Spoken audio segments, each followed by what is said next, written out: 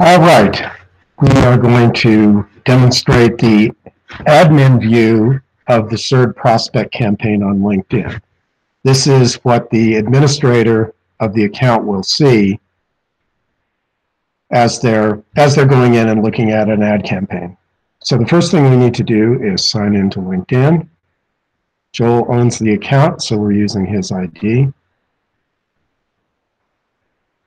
Okay, so we come to his personal page. Everything in LinkedIn, it starts with a personal page. What we're going to do is we're going to jump over to what's called Campaign Manager, and I will supply the link. Unfortunately, LinkedIn doesn't let you get directly to Campaign Manager from your personal page, so we'll just jump over there now. So you'll see right away that we have the account name is called CERD Campaigns.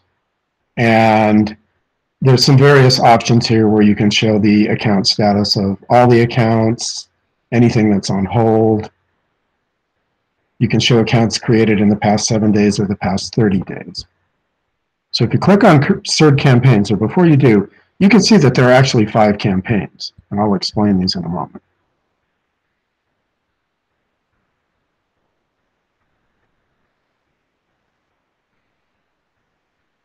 We're going to go down, and here you see the 5 campaigns within what's called a default campaign group. So if you have more than one campaign, it gets grouped. And you can set up several different groups if you want to, actually as many as you want. Now we see some data at the top here with impressions and conversions, and I'm going to come back to this. Right now, I want to focus a bit more on the campaign itself. So you see that there are actually 5 campaigns here. And so I set these up, but only one was actually running. And that's this US Airlines account. So this one is a Fortune 1000, and the -S means that it's sponsored content, as you see underneath it. There's 2 ways to advertise on LinkedIn, and one is sponsored content, which is a post that's created on your business page, but in the form of an advertisement, and then you can sponsor it. And you can have a form for people to fill out. It's a very expensive way of advertising. And so I set this account up, but I haven't done anything with it because I just wanted to set up this Fortune 1000 audience. Ditto for the Fortune 500 audience with sponsored content. And you can see that I also set up a Fortune 1000 with text ads, which are a less expensive way to advertise. I set up a US Airlines with sponsored content and a US Airlines with text. This is the campaign that we're actually running, the US Airlines with text. So the reason that I targeted US Airlines and decided to use that as the lead campaign is that CERD had some luck with US Airlines before, and so certainly they're a hotbed of burnout and could certainly use more resilience training. So I thought that would be a good initial target. But these other campaigns are there as placeholders right now. They're in an archive status, but you can always reactivate them. You can restore them. And this campaign is in a pause status, and I'm going to activate it right now so that we can see all the features. So let's go ahead and go into the campaign.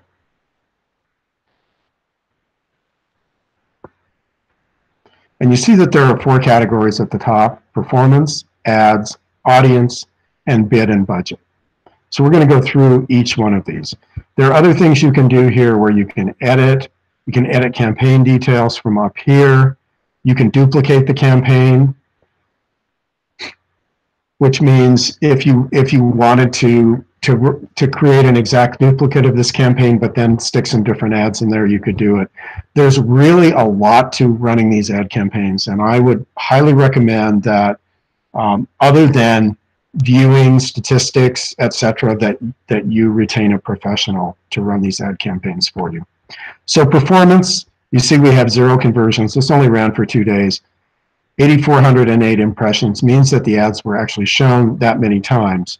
But there's a however with this, which I'll get into in a minute. 0 clicks and 0 spend. And again, I will explain that. So here's our ads. You can see that some of them were shown more times than others. This one was shown 4,000 times. This one only 120. This one 792 times. This one 3,355 times. I'm going to try to make this as comprehensible as possible. But what happens is that LinkedIn presents ads that it thinks will be more effective more often than ones that it doesn't. And this needs to take place over about a week of time. We only have 2 days worth of data here, which honestly is not enough to form a concrete impression of what's doing well and what's not. It's entirely possible that they might show that some of these lesser shown ads more times in the future. My experience says that you need to give it at least a week. So those are our ads. So then let's go, and you can see performance and conversions. So we didn't have any conversions here, and it breaks it down by ad. But after a campaign has been running for a while, we will have conversions, and you'll be able to see which ads are performing best, and then you can actually sideline the ones that aren't performing as well and go with the ones that are. So these are our ads. These are the 4 ads we're running right now. And you don't have a lot of room in the ad to, these text ads are very succinct. You have a headline, you have some text, but you're very limited as to what the text is. And then you have a destination, which is when people click. You have an image. When people click on the ad, they go to this destination, which is our landing page. So that's what we want to do. We want to get people from the ad to the landing page. You can create more ads in an ad set. So you can select a page. You can select your website, which we're doing here, and you can see the headline. You have 25 words in the headline, and you only have 75 words here in the description. So it's pretty succinct again as far as what you can do. However, the reason for this is that this site has a lot of busy professionals on it, and people have short attention spans. So when these ads come in front of them, they want to be able to engage with the content very quickly.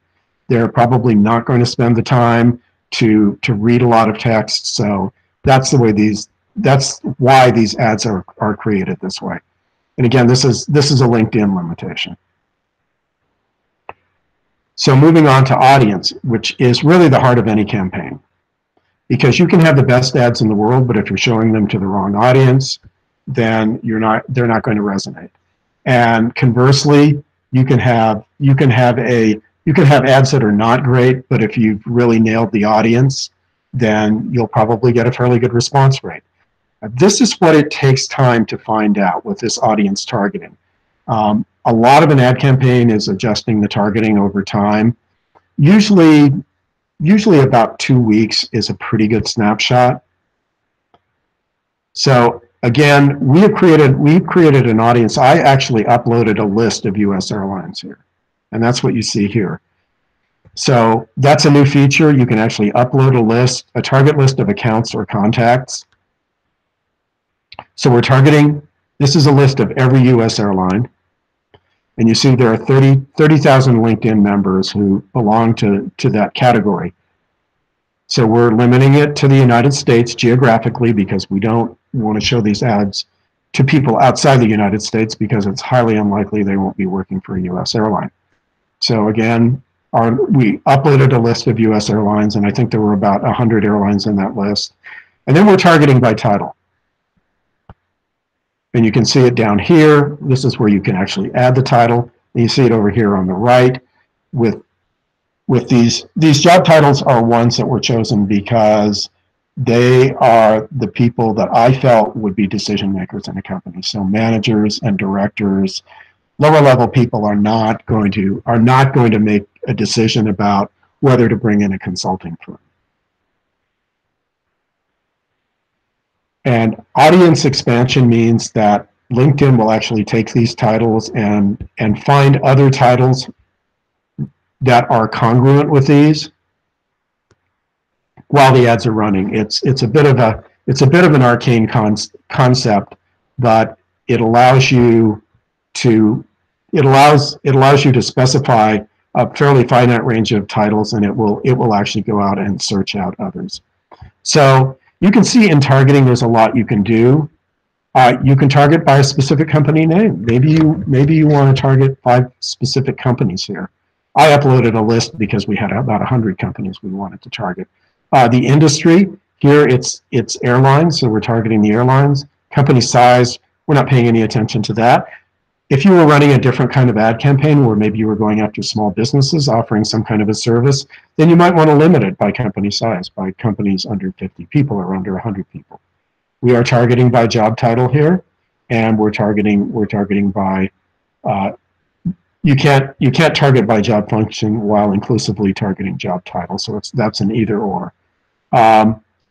You can also not target by job seniority while inclusively targeting job title, which is fine. So you could target by people that went to a specific school. Let's say that you were a not-for-profit, or you were doing something where you were trying to get donations. You could actually, for people who are alumni of a particular school or particular fields of study, or people that had particular degrees, perhaps you would, if you were running a campaign for continuing education, and by you I don't mean CERD, I mean some other company, by member skills, by company followers, and that's people who follow your page, by years of experience, by member age. Maybe you want to target people over 65 for some reason. By gender, maybe you want to target males, only males for some reason, or only females.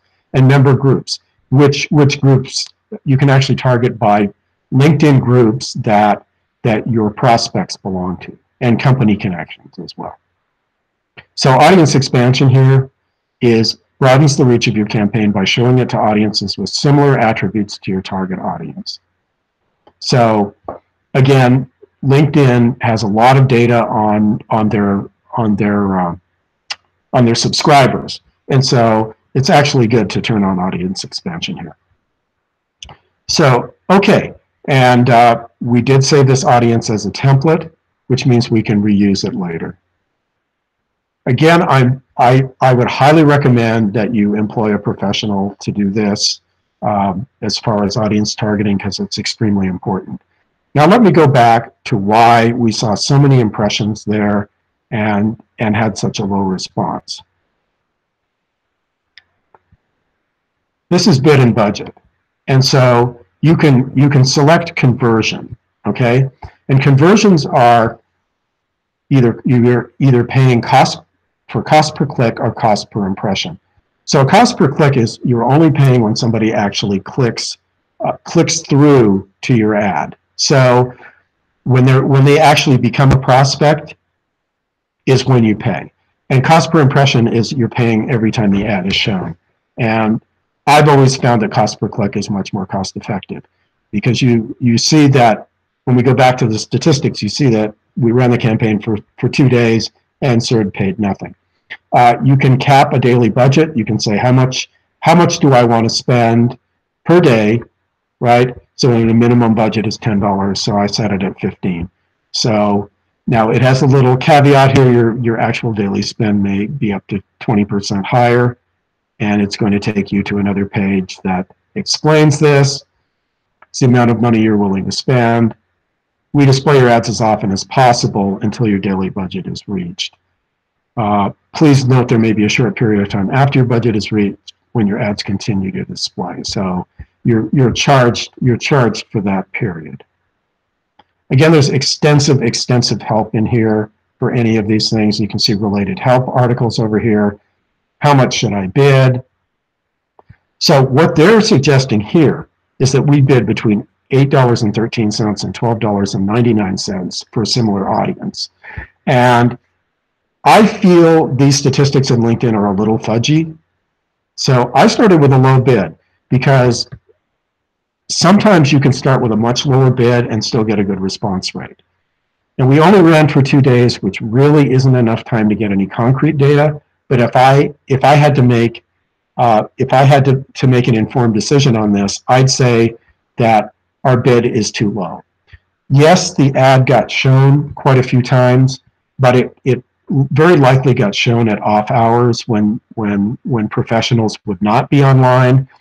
If you're familiar with how Google AdWords works, is the more you bid, the higher the placement of your ad on the page. And LinkedIn is also like that. So even though those ads were shown 8,400 times, they were probably way, way down the page where nobody saw them. So basically the people that bid more, the higher you bid, the higher your placement on the page is. I hope that's comprehensible. But again, how many times your ad is shown is no indication of actually where it's shown and when it's shown. Here you can set how long you want the campaign to run. It was set to run until 2:28, but we did terminate the ad. On ad rotation, that means optimized for clicks, better performing ads appear more often. And I believe I went through that when we were looking at the ads. Or you can allow ads to enter the auction evenly. I always optimize for clicks because the ads that perform better are going to be shown more often, and so why wouldn't you want to do that? So that is basically the setup for the ad campaign. So I'm going to cancel this, and let's again go back to these metrics where over 2 days we had 8,400 impressions. But again, I want to reiterate that these ads were likely shown at off times and far down the page due to the low bid price. So if we were going to restart the campaign, what I would do is I would up the bid price. I would up it from $2.50 to their recommended minimum was $8. I might up it to $5 and run it for about a week and see how it does. Again, this is an iterative process. So, but again, a week is usually enough to see what's working, especially as far as bid price and ads. So that was what we were initially doing with the campaign monitoring. It's especially important right at the beginning. Let's see. At the top here, there's campaign performance, which we've been looking at. There's website demographics. You can create website audiences when you have enough people that visited your website. And so you can actually do website tracking. I did install conversion tracking on our website, but we didn't get enough traffic. We're not going to have any data there.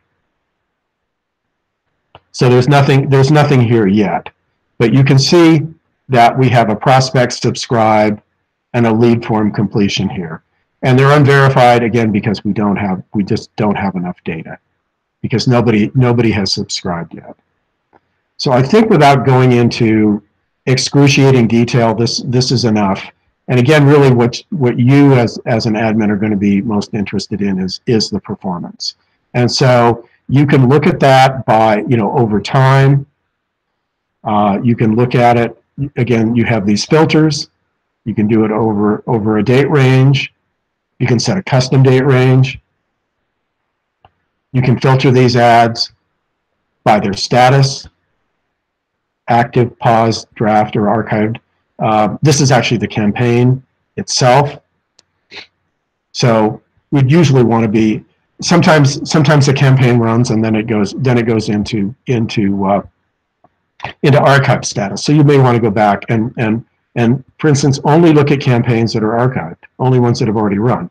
Or conversely, you may only want to look at active campaigns. So it allows you to set these filters. Demographics will allow you to look at data by company industry, by job title, job seniority, job function, and this actually helps you determine which of these job titles is performing best. So here even though it says below reporting minimum because we didn't have any conversions here, you can see that there is some data here for people who responded. So another thing that you can do over time once the campaign is run for a while is look and see in this case, which job titles are getting the best response, and you might want to eliminate the ones that aren't. So again, it's always a process of refining. So all right, I think this is enough information here to give you a good idea of what you want to look at and what recommendations you want to make. And I'm going to stress for probably the third time that you do want, I think you do want a professional to run these for you. Again, there are courses that you can take on this as to how to run ad campaigns. There's really quite a bit to it.